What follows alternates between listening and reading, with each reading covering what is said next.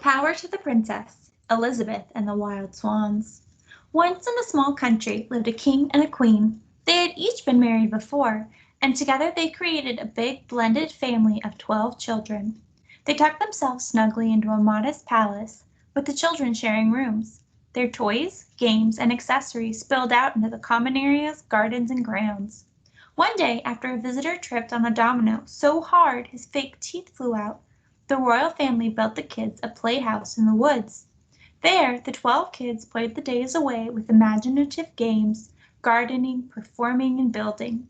During their games they all learned what they were good at and what they might become when they grew up.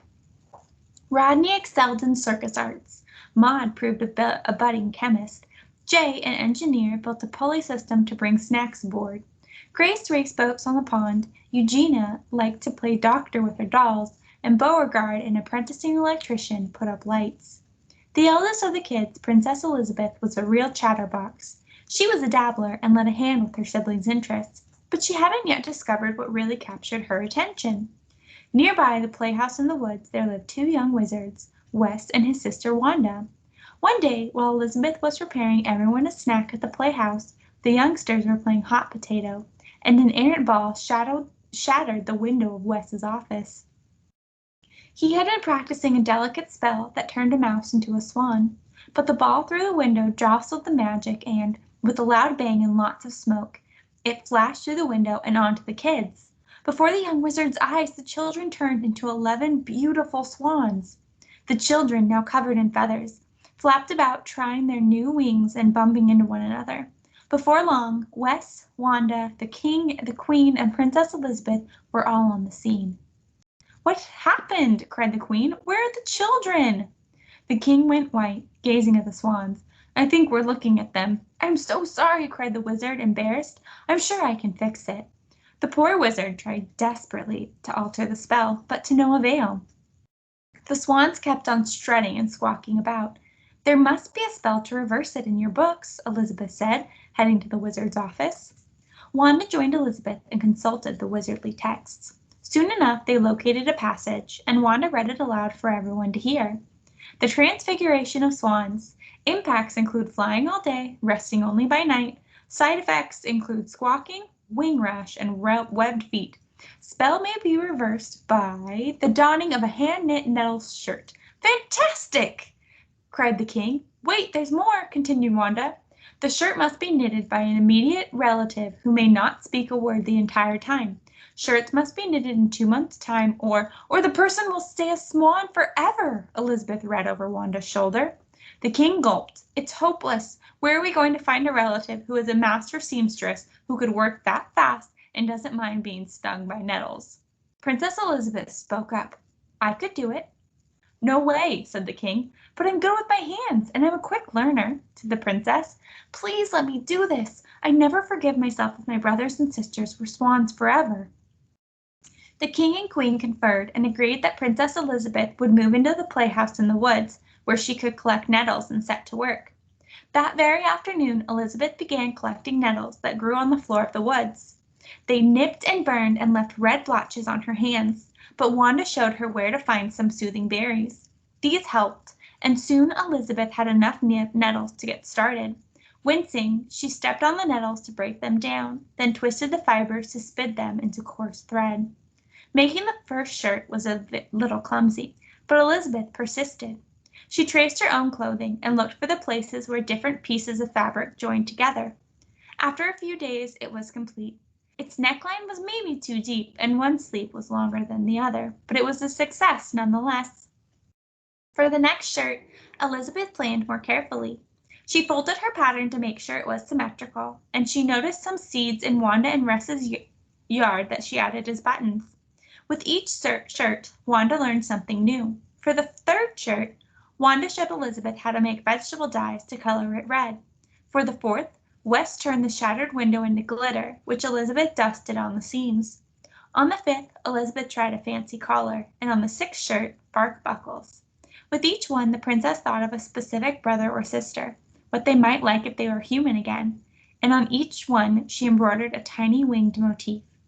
After a month had passed, Elizabeth ventured into the woods to forage for nettles, and discovered she'd used them all up. Her heart pounding in panic, she pressed on until she arrived at a great walled garden. Peeking over the edge, she saw that it was full of wildflowers, herbs, veggies, and nettles. Score, Elisabeth thought in her head, since of course she could not speak out loud. She had no way to ask permission, so she shimmied through the hedge and into the garden. Immediately, Elisabeth began collecting the nettles and stuffing them into her pinafore, her stockings, even under her bonnet. Thinking of her brothers and sisters and what little time she had left before they'd be swans forever, she collected with such haste and frenzy that dirt and roots flew everywhere. This attracted the attention of the owners of the garden, another royal family with a young prince named Felix, who happened to be out on a bike. The prince's companion, the huntsman, mistook Elisabeth's action for the work of a thief. He plucked her from the garden, and Elisabeth was soon shut up in a far tower of the castle. In her lonely room, Elisabeth was in despair. She had neither her needles or her precious nettles. No one knew where she was. A month had already passed. How could she finish the shirts in time? She could not cry out, so she went to the window and looked to the horizon. All at once, as if by magic, a flock of swans graced the sky. Princess Elisabeth waved to them, and they drew closer. As the birds came toward her, Elisabeth could see that in their feet they held a great net, and in the net was a supply of nettles, flowers, nuts, and seeds, plus colored dyes in jars and berries. Elisabeth jumped for joy, and as the swans hovered outside the tower window, she collected all the items from the net. For the next few weeks, Elisabeth stayed in the tower and worked as fast as she possibly could, until it was the final day of the 2-month deadline. Prince Felix was intrigued by the silent guest. He didn't think she was a thief, but when he knocked on the door, Elisabeth turned him away. Prince Felix tried being funny. "Cat got your tongue?" Elisabeth made a face. Then he tried to be serious. "My family wants to put you on trial today and lock you up for quite some time. What were you doing in the garden?" Elisabeth opened the door, and Felix was greeted with piles and piles of nettle yarn coiled in the corner. Jars of dye and seeds and berries littered the floor. "What is all of this?" he tried again gently. Elisabeth just shook her head and went back to her work. She knew there was only one afternoon remaining before her siblings would be left as swans forever. She still had a final shirt to make and didn't know how she would finish in time. When Felix saw her eagerly working away, despite the pain in her hands, he realized she must be doing something really important. He only had one more question. "How about I help you?" Felix said, settling in on the floor. Elisabeth nodded exuberantly. Some hours later, they had just finished the final shirt when the sun was setting, and keys jangled in the door. It was the huntsman who had come to take Elisabeth to her trial. Eyebrows raised, Felix raced to the door to hold off the huntsman while Elisabeth, shirts in hand, ran to the window and raved frantically. At just that moment, the swans could be seen arriving over the woods. The largest spawn swatted Elisabeth in the tower and swooped up to collect her. They flew fast across the treetops and, with a rush of wings, landed as gracefully as snow falling in the garden.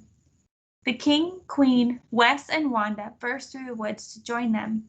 The king hurriedly dressed swans 1 and 2, the queen dressed swans 3 and 4, Wes and Wanda dressed swans 4, 5, 6, and 7, and Elisabeth dressed 9 and 10. But when she reached for the final shirt for the 11th swan, it was not to be found. Panic rose in her face, and she looked from family to friends. All of a sudden, they heard the voice of Felix. "Princess! Princess!" he shouted. "You left something behind!" Prince Felix appeared over the horizon, shirt in hand, and covered with painful prickles. Princess Elisabeth gratefully accepted the shirt from Felix and slid it over the head of the 11th swan. When the final shirt on, the whole flock rose in a great whirl of feathers and light and transformed back into a group of smiling children. The family rejoiced and admired their new finery, for when the swans took their human form once again, their nettle shirts transformed as well. The 11 children now wore fine garments with jewels where there had been seeds, gold, and silver, where there had been glitter, each color delicately embroidered with wings. "These are beautiful," the children mused, touching their clothes with wonder. "We've never seen anything like them," the king and queen noted. "I think you found your calling," predicted Prince Felix. Princess Elisabeth, who hadn't spoken in months, simply said with a smile, "Why, yes, I think I have." As the years passed, Princess Elisabeth's reputation and skills grew and grew. until she became one of the most talented and sought-after fashion designers in the realm. When she and her siblings took over the kingdom, she secured its future by making it a center of clothing design. For years, Princess Elizabeth dressed commoners to VIPs and launched her very own fashion label called White Feather.